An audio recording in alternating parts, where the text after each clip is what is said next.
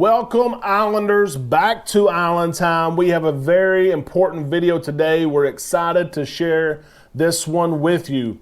We're going to cover today 10 things that you should do on Embarkation Day. If you are in Facebook groups and roll calls, feel free to share this video with that group to enhance the Embarkation Day experience. And by the way, if you haven't subscribed to Island Time, why not? Come be an Islander, join the community. We talk about cruise news and items that affect cruising, ship tours, everything cruising is right here. We are a big, fun community. Feel free, of course, to join. Here we go. Let's get started with 10 things that you need to do on Embarkation Day. Let's start with number 10. You need to find a bar or a venue that has a happy hour. Depending on your cruise and cruise line, your drink package may start as soon as you step on board. I hope it does.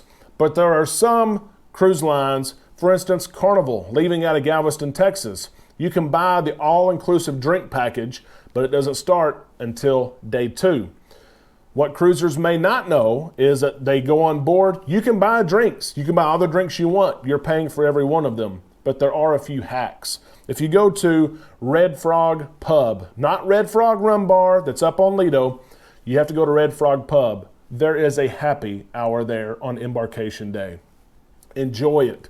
If you are a beer drinker, you can go to Red Frog Pub or Red Frog Rum Bar, and they will have 102 ounces of the Thirsty Frog beer for you if you would like it. It's about $25, but again, it's cost savings there to buy the entire tube than just a glass of beer.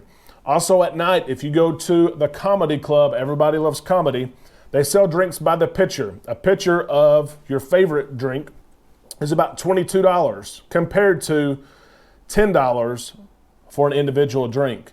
So you can get 4 drinks for the price of just about 2, a little bit over, and you can save some money. So check out Red Frog Pub and other happy hours to save some money on Embarkation Day. Number 9, pack your carry-on bag as if you were packing for the day. All your medications should go in your carry-on bag. All your important documents for your entire trip, not just your boarding passes, but anything related to your excursions, dining plans, comps for casinos. How many times have I been on a cruise and someone thought they were going to get $500 on free play? That's what they booked and that's what they agreed to. And they get on board and all of a sudden they don't have that feature. They don't have that comp. And they said, I've got it on email, but they don't have internet. Print that stuff off. Bring your swimsuits, sunscreen, chair clips. Bring everything you need on a carry-on bag. That way, your embarkation day really is included in one of those days of your cruise, and it's not a wasted day. Enjoy the pools and the hot tubs. Oftentimes, they're not as busy on embarkation day as they are other days.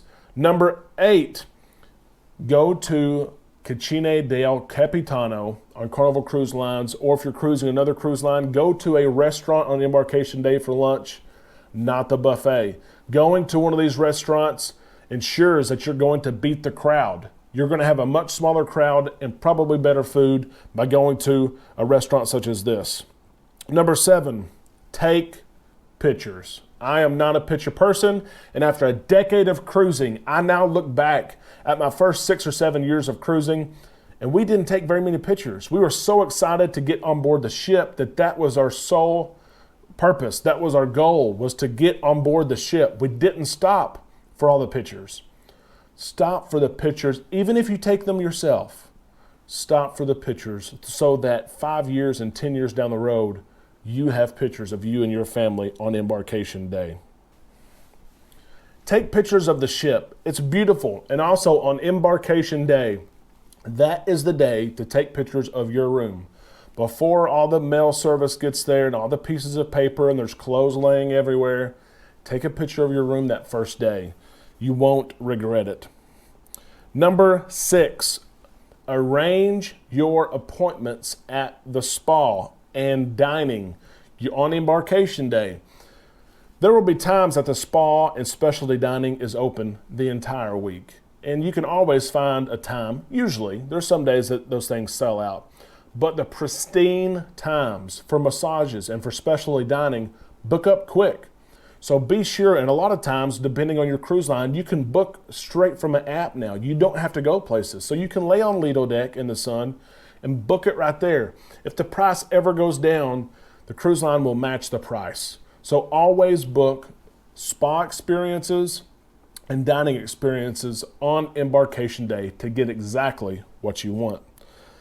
Number 5, I mentioned this earlier, take a dip in the pool or hot tub. Bring those clothes on, enjoy the pool or hot tub, enjoy the sun. The pool and hot tub usually are not crowded at all on embarkation day, and you can enjoy it by yourself or with your group. It is awesome to do that on the first day, and it really feels like, for some reason, it extends embarkation day because you enjoy it while the steel drums are playing, people are getting on and they're eating. You have already started your cruise. It's so neat to see every single cruise. Number 4, do book your tours and your shore excursions on embarkation day, especially right now with the great return of cruising.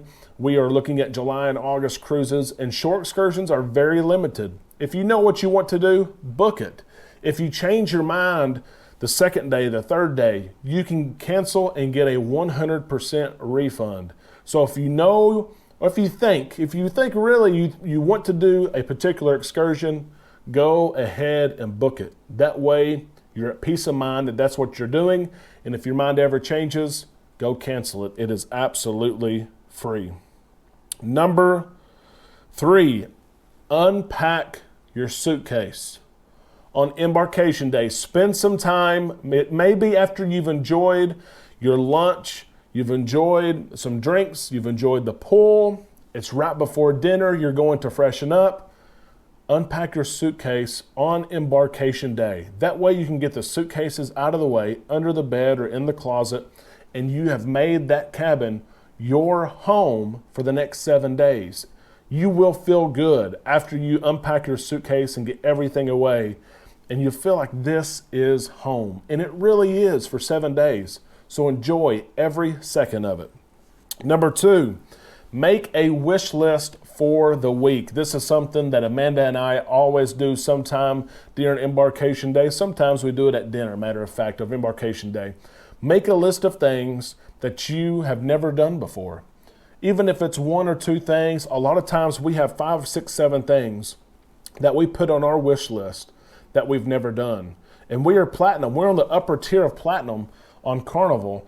We've cruised a lot of nights, but there's still so much that you haven't done. Make a list of those things on embarkation day and spend your next 4, 5, 6, 7 days, maybe even more than that, doing those things. You will not regret it. Make that bucket list and do it.